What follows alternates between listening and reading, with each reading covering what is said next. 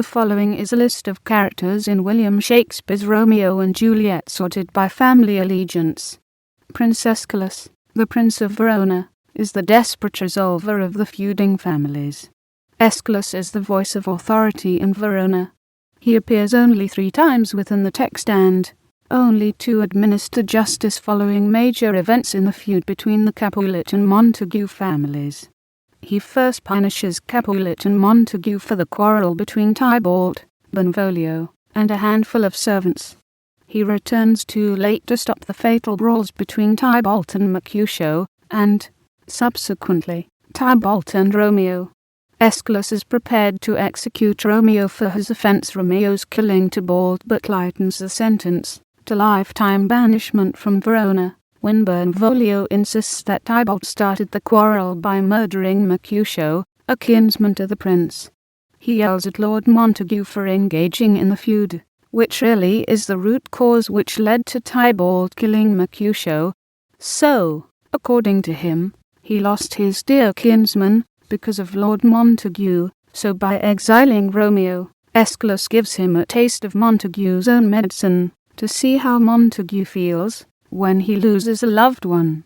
Prince Escalus returns in the final sceneV.iiifollowing following the double suicide of Romeo and Juliet, and at last declares the Lords Montague and Capulet guilty of Romeo and Juliet's death, and angrily tells them that their totally useless feud resulted in the deaths of not only their own loved ones, but also in the deaths of Escalus's loved ones.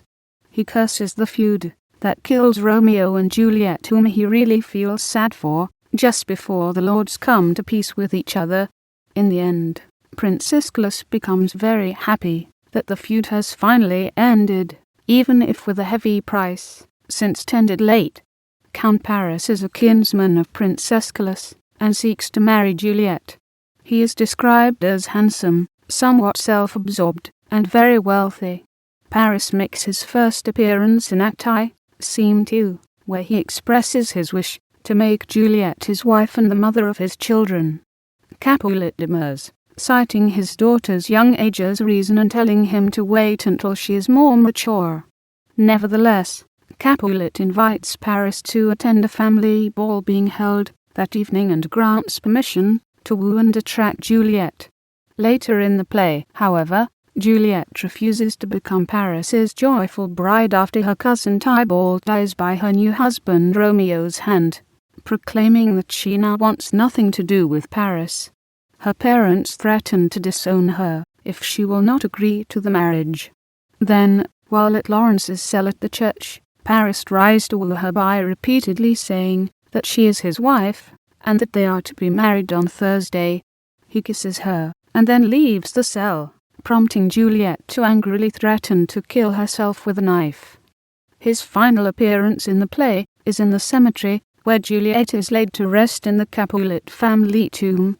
Believing her to be dead, Count Paris has come to mourn her death in solitude and privacy, and sends his manservant away. He professes his love to Juliet, saying he will nightly weep for her. Shortly thereafter, Romeo arrives. Paris sees him, and thinks he is trying to vandalize the tomb, so he tries to arrest him. They fight, and Romeo kills Paris. Romeo grants Paris's dying wish to be placed next to Juliet in the tomb. Mercutio is the cousin of Prince Escalus and Count Paris, and is a close friend of Romeo and his cousin Benvolio.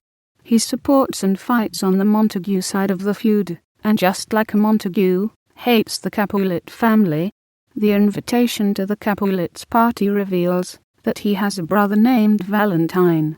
Mercutio is apt to make long, drawn-out speeches, and is generally thought to be reckless, a jester, and a free spirit.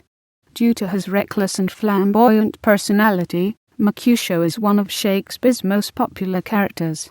Mercutio is the instigator of many fights with his rather mean-spirited humor, and often insults Tybalt, a renowned swordsman. It is Tybalt's temper that leads to Mercutio's death, and Romeo's banishment and the tragedy that follows.